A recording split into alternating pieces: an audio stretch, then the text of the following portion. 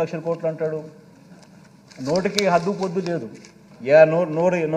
నోరు ఏ మాదిరిగా తిరిగితే ఆ మాదిరిగా చెప్పే కార్యక్రమాలు జరుగుతూ ఉన్నాయి అధ్యక్ష.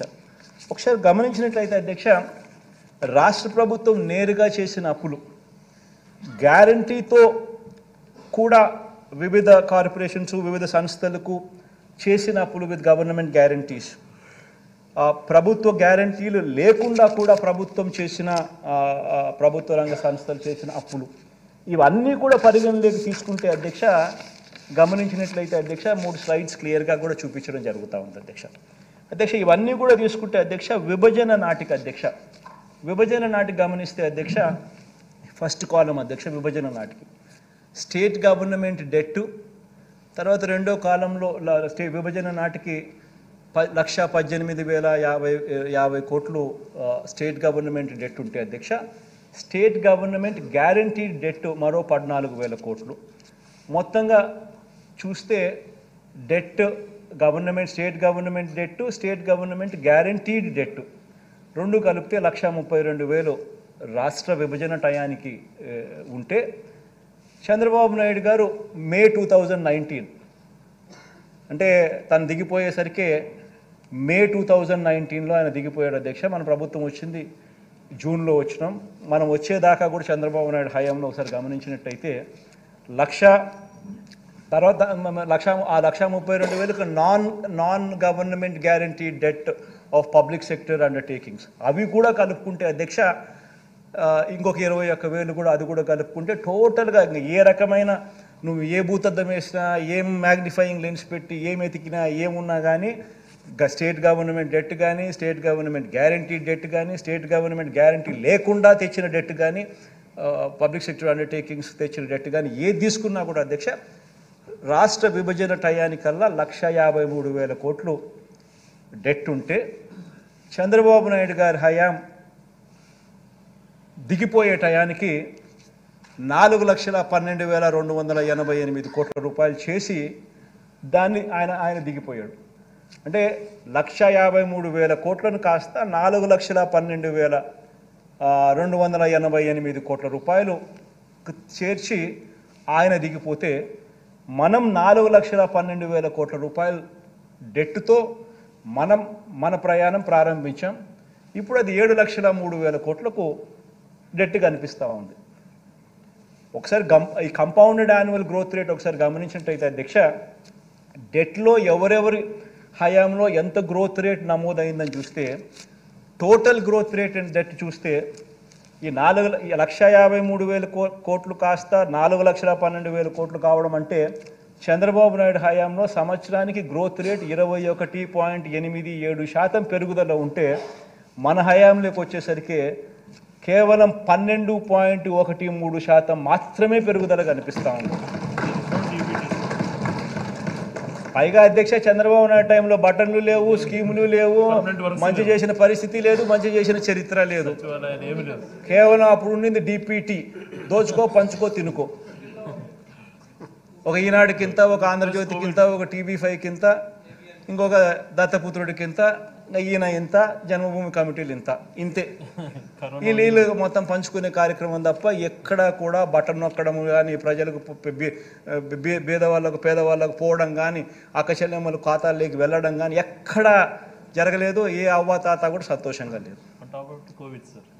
మన హయాంలో అధ్యక్ష కోవిడ్, ఇంతకుముందు నేను చెప్పినా కదా అధ్యక్ష, ఎటువంటి పరిస్థితుల్లో మనం వచ్చినామని చెప్పి.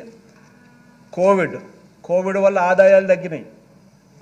కోవిడ్ వల్ల ఆదాయాలు తగ్గినప్పటికీ, కోవిడ్ వల్ల ఇంకా అదనపు ఖర్చు పెరిగినప్పటికీ, అన్నీ జరిగినప్పటికీ, ప్లస్ ఎప్పుడూ ఎవరు ఊహించని విధంగా బటన్ నొక్కే కార్యక్రమం మనం తీసుకొచ్చినప్పటికీ, ఇన్ని లక్షల కోట్లు మనం ట్రాన్స్పరెంట్గా, ఎక్కడ కరప్షన్ లేకుండా, వివక్షణ లేకుండా ట్రాన్స్పరెంట్గా మనం పారదర్శకంగా ప్రతి అకౌంట్కు మనం చేర్పించిన పరిస్థితుల్లో ఇంత చేసినప్పటికీ కూడా చంద్రబాబు నాయుడు హయాంలో 21.87% compounded annual growth rate of debt ఉంటే, మన హయాంలో కేవలం 12.13% మాత్రమే ఉంది అధ్యక్ష.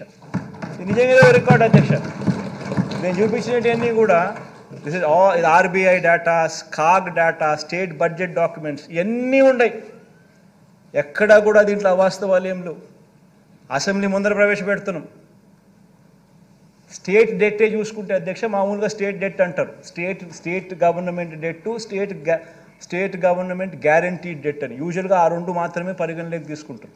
ఆ రెండు మాత్రమే యూజువల్గా పరిగణలోకి తీసుకున్నా కూడా అక్కడ కూడా చూసుకుంటే 1,32,000 రాష్ట్ర విభజన అప్పుడు మనకు అప్పులుంటే రాష్ట్ర విభజన నుంచి చంద్రబాబు నాయుడు గారు దిగిపోయే మే 2019 నాటికి 3,31,000 కోట్లకు పెరిగింది.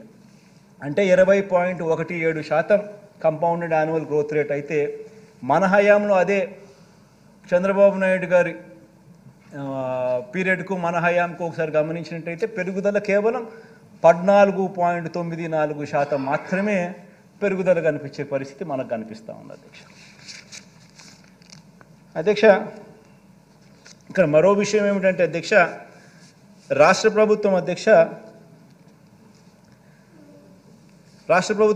గత 5 సంవత్సరాల అధ్యక్ష కేంద్ర ఆర్థిక సంఘం సూచించిన పరిమితికి అధ్యక్ష మించి చేసిన అప్పులు. ఇది కూడా మనం ఏందంటారా, ఇది కూడా ఈ గిట్టని వాళ్ళందరూ కూడా విపరీతంగా ఆయన అప్పులు చేస్తూ ఉన్నాడు, విపరీతంగా తీసుకొచ్చేస్తున్నాడు, విపరీతంగా అది తీసుకొస్తున్నాడు, ఇది తీసుకొస్తున్నాడు, ఇది చెప్పడం లేదు, అది చెప్పడం లేదు, ఇష్టం వచ్చినట్టుగా మన మీద ఆరోపణలు చేసేవాళ్ళు మాట్లాడుతాడు. ఈనాడు ఒకడు, ఆంధ్రజ్యోతి ఒకడు, ఆ TV5 ఒకడు, ఆ చంద్రబాబు నాయుడు ఒకడు, వీళ్ళు కాక సొగం తెలిసి సొగం తెలియని కొంతమంది ఆయన అనుంగ బ్యాచ్. ఇదంతా కూడా ఈ కౌరవ సైన్యంలో భాగస్తులుగా వీళ్ళంతా మిగతా వాళ్ళు కూడా మాట్లాడుతుంటారు అధ్యక్ష. ఇక్కడ గమనించినట్టయితే అధ్యక్ష తెలుగుదేశం ప్రభుత్వం హయాంలో అధ్యక్ష 2014-19 మధ్య కేంద్ర ఆర్థిక సంఘం అధ్యక్ష పరిమితులకు మించి చేసిన అప్పులు చంద్రబాబు నాయుడు గారి హయాంలో 28,457 కోట్లు కనిపిస్తూ ఉన్నాయి అధ్యక్ష. మీరు గమనించినట్లయితే ఫిజికల్ డెఫిసిట్ అంటే రాష్ట్ర ప్రభుత్వం తీసుకొచ్చిన అప్పులు. Fiscal deficit as a percentage of GSDP అంటే వాళ్ళు ఎంత పర్సంటేజ్ బారో చేసినారు అని. Fiscal deficit as recommended by finance commission అంటే ఫైనాన్స్ కమిషన్ రికమెండేషన్స్ ఏమిటి అని. Fiscal deficit as permitted by recommendations, finance commission recommendations ప్రకారం what is the permitted number అని చెప్పి. చంద్రబాబు నాయుడు హయాంలో పర్మిటెడ్ నెంబరు వర్సెస్ రాష్ట్ర ప్రభుత్వం తీసుకొచ్చిన డెట్టు గమనించినట్టయితే ప్రతి సంవత్సరము ఎక్సెస్సే. ఆ ఎక్సెస్ కాస్త ఆ 5 సంవత్సరాల పీరియడ్ 2014 నుంచి 2014-15 నుంచి 18-19 దాకా గమనిస్తే ప్రతి సంవత్సరం ఆ ఎక్సెస్ ఓవర్ బారోయింగ్ కింద ట్రాన్స్లేట్ అయ్యి ఆ ఓవర్ బారోయింగ్ 28,457 కోట్ల రూపాయలు ఆయన పీరియడ్లో 5 సంవత్సరాలలో ఓవర్ బారోయింగ్ చేస్తే ఫిజికల్ డెఫిసిట్ నామ్స్కు కన్నా చెప్పిన సిఫార్సుల కన్నా ఫైనాన్స్ కమిషన్ చెప్పిన ఫిజికల్ డెఫిసిట్ నామ్స్ ప్రకారం చేయాల్సిన దానికన్నా కూడా వీళ్ళు ఎక్కువగా చేస్తే ఫిజికల్ బారోయింగ్ లిమిట్స్ కన్నా ఎక్కువగా బారో చేస్తే 28,457 కోట్లు వాళ్ళు బారో చేస్తే మన హయాంలో అధ్యక్ష ఆ ఫిజికల్ డెఫిసిట్ రికమెండేషన్స్కు మనం ఫిజికల్ డెఫిసిట్ పరంగా మనం బారో చేసిన అమౌంట్ ఈ రెండింటిని కంపేర్ చేస్తే ఈ 5 సంవత్సరాలలో 366 కోట్లు మనకు రికమెండేషన్ చేసిన దానికన్నా తక్కువ బారో చేసిన పరిస్థితులు కనిపిస్తూ ఉన్నాయి. మరి వాస్తవాలు ఇదైతే అధ్యక్ష ఎప్పుడు చూసినా ఏం చూసినా కానీ ఇష్టం వచ్చినట్టుగా అబద్ధాలు చెప్పడము, అబద్ధాలను నమ్మించాలని ప్రయత్నం చేయడము ఇదే పనిగా పెట్టుకున్నారు అధ్యక్ష. ఇంకొక డేటా కూడా గమనించండి అధ్యక్ష. తెలుగుదేశం పార్టీ ప్రభుత్వం అధ్యక్ష వాళ్ళ హయాంలో అధ్యక్ష వాళ్ళు చేసిన మొత్తం అప్పును వారి స్థూల ఉత్పత్తి అంటే GSDPతో ఒకసారి గమనించినట్లయితే